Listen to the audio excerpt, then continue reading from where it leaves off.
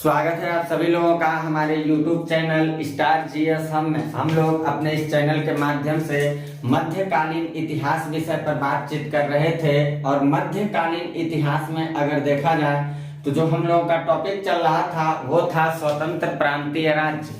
स्वतंत्र प्रांतीय राज्यों में हमने आपको जौनपुर हुआ, मालवा हुआ, गुजरात हुआ, कश्मीर हुआ, विजयनगर साम्राज्य हुआ, ऐसे तमाम सारे स्वतंत्र प्रांतीय राज्यों के बारे में बातचीत कर चुके थे। आज जिस मुद्दे पे हम आपसे बातचीत करने वाले हैं वो है बहमनी साम्राज्य। यानी आज जो हम लोगों का टॉपिक चलेगा वो बहमनी साम्राज्य से संबंधित मुद्दों पे हम लोग सारी बातचीत करेंगे।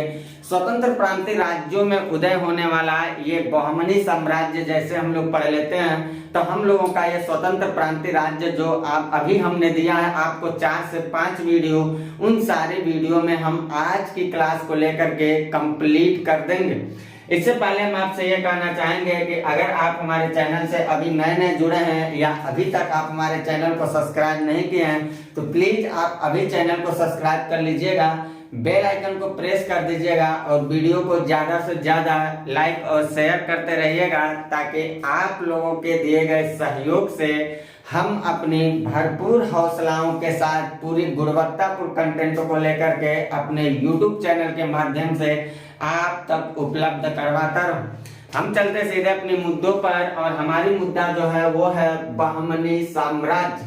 बहमनी साम्राज्य को पढ़ने के लिए अगर देखा जाए तो हमने जब दिल्ली सल्तनत टॉपिक पढ़ा रहा था तो उस समय हमने बात किया था स्पेशल जब हम लोग पढ़ रहे थे एमबीटी के बारे में, यानी कि मोहम्मद बिन तुगलक के बारे में। मोहम्मद बिन तुगलक के संबंध में हमने बताया था आपसे कि जब उसकी शासनकाल चल रही थी तो तमाम सारे उत्तर और दक्षिण के क्षेत्रों में राज्य अपने आप को स्वतंत्र हो चुके थे। उसमें 2 बड़े राज्य जो थे वो बहुत बड़े स्तर पर दिल्ली सल्तनत की बुनियादी को हिलाकर अपने आप से स्वतंत्र होने की पूरी तौर तरीके से घोषणा किए और उसमें निसंदेह उनको पूरी तरह से सफलता भी मिली थी। वो 2 राज्य जो थे उसमें एक था विजयनगर साम्राज्य और दूसरा था बहमनी साम्राज्य। विजयनगर साम्राज्य जो 1336 में स्थापित हुआ उससे रिलेटेड मैंने आपको 3 वीडियो दिया है। आज मैं लेकर चलता आपको बहमनी साम्राज्य के बारे में जिसके संस्थापक के रूप में आता है अलाउद्दीन बहमन शाह, जिसको हसन गंगू के नाम से भी इतिहास में जाना जाता है। कहा जाता है कि जब यह साम्राज्य की स्थापना किया था उस समय दिल्ली की गद्दी पे जो शासक था वो मोहम्मद बिन तुगलक था, यानी कि एमबीटी था। जिस समय अलाउद्दीन बहमन शाह ने ऑलरेडी एक बहमनी साम्राज्य का स्पेशल जब वो राजधानी स्थापित बहमनी साम्राज्य स्थापित किया था वो समय था 1347 के आसपास, ऐसा कुछ दिखाई देता है।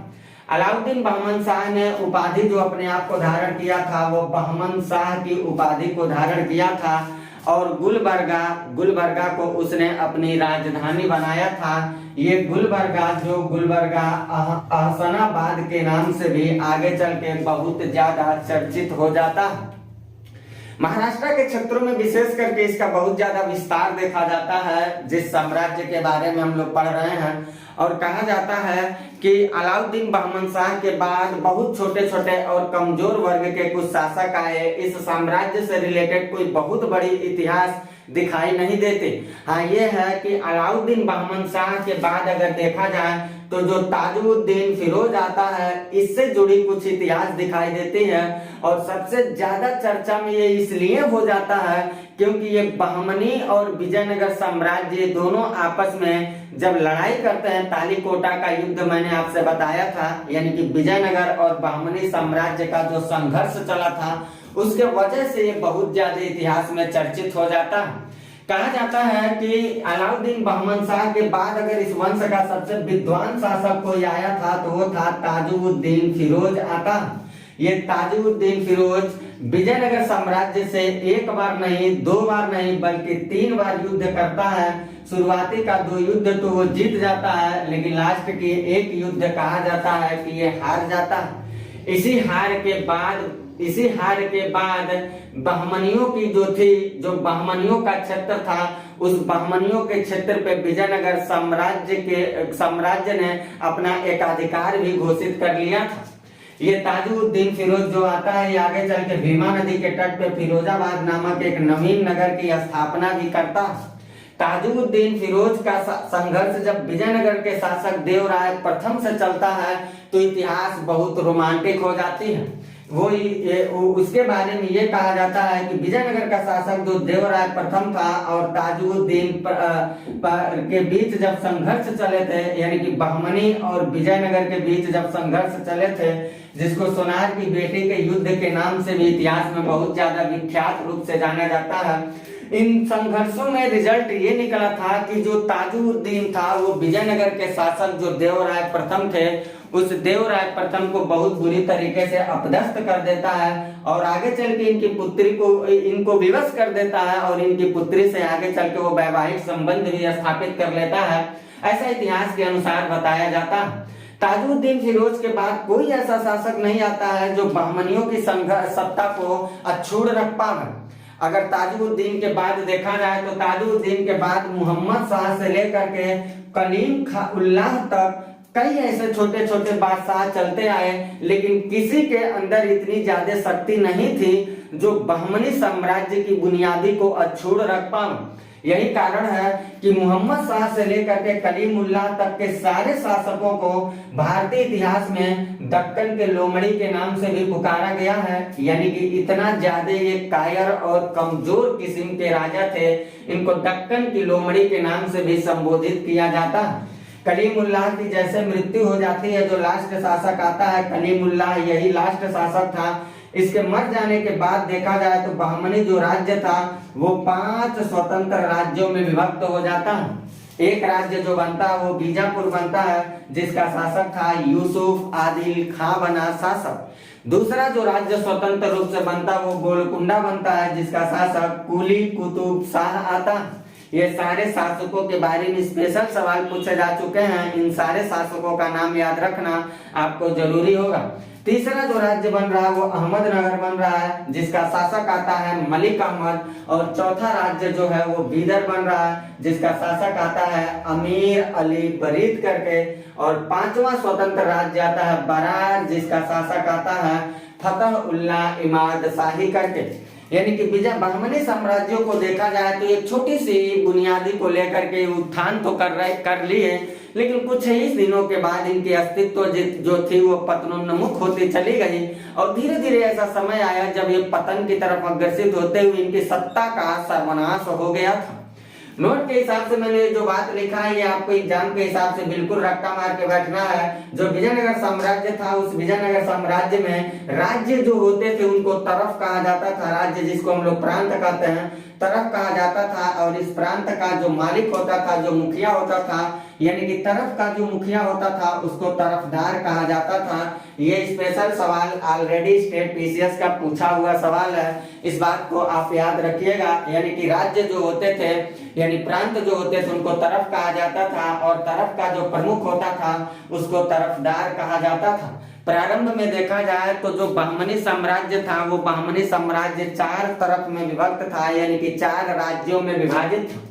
4 राज्य थे, आगे चल करके ये 8 राज्यों में विभाजित हो जाते हैं। और मोहम्मद शाह जो इसका शासक आता है, ये मोहम्मद शाह क्या करता है, एक नवीन व्यवस्था को लेकर के आता है। और वो नवीन व्यवस्था था मंत्री परिषद को रखने वाली व्यवस्था, जिस मंत्री परिषद में टोटल 8 मंत्री को रखता था। और इस 8 मंत्री का जो प्रमुख होता था वो पेशवा के नाम से बहुत चर्चित था। अगर देखा जाए तो भारतीय इतिहास में भी हम लोग जो शिवाजी पढ़ेंगे, शिवाजी ने जो मंत्री परिषद अपना रखा था, जिसको अष्ट प्रधान के नाम से जाना जाता था, वो अष्ट प्रधान की संकल्पना शिवाजी को यहीं से प्रेरित हुए थे। यानी शिवाजी जो थे इसी मंत्री परिषद को अपना करके वो नाम दिए थे, अष्ट प्रधान का नाम दिए थे। यानी कि शिवाजी का अष्ट प्रधान देखा जाए तो इसी मोहम्मद शाह प्रथम का बनाया हुआ 8 मंत्रियों का गिरोह जो मंत्रिपरिषद था, इसी को शिवाजी अपना करके बस नाम बदल देते हैं, उसका नाम कर देते हैं अष्टप्रधान, जो भारतीय इतिहास में बहुत चर्चित रूप से सवाल उठाए जाते हैं। अष्टप्रधान जो शिवाजी का था 8 मंत्रियों का समूह, इससे अक्सर सवाल बनाए जाते हैं। तो अष्टप्रधान से रिलेटेड मुद्दे तो हम लोग शिवाजी को पढ़ेंगे, लेकिन शिवाजी को ये सीख कहां से मिली, अगर ये आपसे कोई पूछता है तो कहिएगा मोहम्मद शाह प्रथम। और ये मोहम्मद शाह प्रथम ने ही पहली बार मंत्रिपरिषद व्यवस्था को लेकर के आया था, जिसमें 8 मंत्री को रखा था, और उसी से प्रभावित होकर शिवाजी इसको अष्टप्रधान का नाम दिए थे। सैन्य व्यवस्था जो इस समय चल रहा था बहमनियों का, उस सैन्य व्यवस्था का सबसे प्रमुख जो व्यक्ति होता था उसको अमीर उल उमरा के नाम से जाना जाता था। वेतन के रूप में बहमनी साम्राज्य के लोग जो थे वे वेतन के रूप में भूभाग को दिया करते थे, और जो भूभाग वो वेतन के रूप में दिया करते थे वो भूभाग को 3 स्तर पे विभाजित किया गया था। पहला जो था वो मोकासा था, ये याद रखना है, टोटल तीनों भूभाग पूछे जा चुके हैं। ये मोकासा क्या था, ये कम अवधि के वाले जितने सारे गैर सैनिक अधिकारी होते थे उनको दिया जाता था। दूसरा जागीर था, जो लंबी अवधि वाले गैर सैनिक अधिकारियों को दिया जाता था। और तीसरा जो था वो सरंजम था, जो स्पेशल सैन्य कमांडर जो होता था उसको वेतन के रूप में दिया जाता था। बहमनी साम्राज्य से रिलेटेड आपके वनडे एग्जामिनेशन को ध्यान में रखते हुए इन सारे तत्वों को मैंने एक छोटे से वीडियो के साथ लेकर आने की कोशिश किया था, जिसमें मैंने सारे तथ्य जो इससे उठने वाले हैं उन सारी मुद्दों पे आपसे बातचीत किया था। और अगर देखा जाए तो बहमनी साम्राज्य और विजयनगर के बीच में जो युद्ध हुआ ये ऑलरेडी मैं विजयनगर पढ़ाते समय आपको बता चुका हूं, आप न हो तो देख लीजिएगा। स्पेशल मैंने तालीकोटा के युद्ध का चर्चा किया था। तो जो तालीकोटा का युद्ध चला था, उस तालीकोटा के युद्ध के बारे में जितनी सारी बातें मैंने बताया वो सारी बातें इस विजयनगर और बहमनी साम्राज्य से रिलेटेड ही हैं। तो बहमनी साम्राज्य पढ़ाते समय हम उन मुद्दों पे दोबारा अब चर्चा नहीं करता। अगर आप विजयनगर साम्राज्य की सीरीज 1 नहीं देखे हो, 2 ना देखे हो और पार्ट 3 ना देखे हो, तो विजयनगर साम्राज्य के तीनों पार्ट को एक बार आप देखिएगा। हो सकता है तो बहमनी साम्राज्य स्वतंत्र प्रांतीय रूप में आप बड़े अच्छे से समझ पाओ। तो इतनी सारी जो बातें स्पेशल बहमनी साम्राज्य से रिलेटेड एक छोटा सा टॉपिक था मैंने जिसके बारे में पूरी तौर तरीके से बताया है। इतनी सारी मुद्दों का आप ले सकते स्क्रीनशॉट, इतनी सारी मुद्दों का आप ले सकते स्क्रीनशॉट, और सारी मुद्दों को नोटबुक साथ साथ बनाते चलिएगा। बाकी जब मैं अपनी अगली क्लास के साथ आपसे मुलाकात करता तो मेरी जो टॉपिक चलेगी वो चलेगी मध्यकाल के दौरान होने वाले धार्मिक आंदोलन, जो 2 रूपों में दिखाई देगा, एक इस्लाम धर्म में चलेगा और एक हिंदू धर्म में। जो इस्लाम धर्म में चलेगा हम लोग सूफी आंदोलन के रूप में पढ़ेंगे, जहां तमाम सारे सिलसिलों के बारे में देखेंगे, चिश्तिया सिलसिला, फिरदौसी, तमाम सारे सिलसिलों के बारे में देखेंगे। और दूसरी तरफ देखेंगे हम लोग भक्ति आंदोलन पढ़ेंगे, जहां सगुण और निर्गुण भक्ति धारा से जुड़े हुए तमाम सारे विचारकों के बारे में देखा जाएगा। तो उन सारे मुद्दों पे मैं बात करूंगा आपसे अपनी अगली क्लास में। इतनी सारी बातों को आप नोट करते चलिएगा, और चैनल को अगर आप अभी तक सब्सक्राइब नहीं किए तो सब्सक्राइब कर लीजिएगा, और ज्यादा से ज्यादा आप इसे शेयर करते रहिएगा। बाकी मिलता हूं मैं अपनी अगली क्लास में, तब तक के लिए लेता हूं मैं आपसे इजाजत। Bye, best of luck.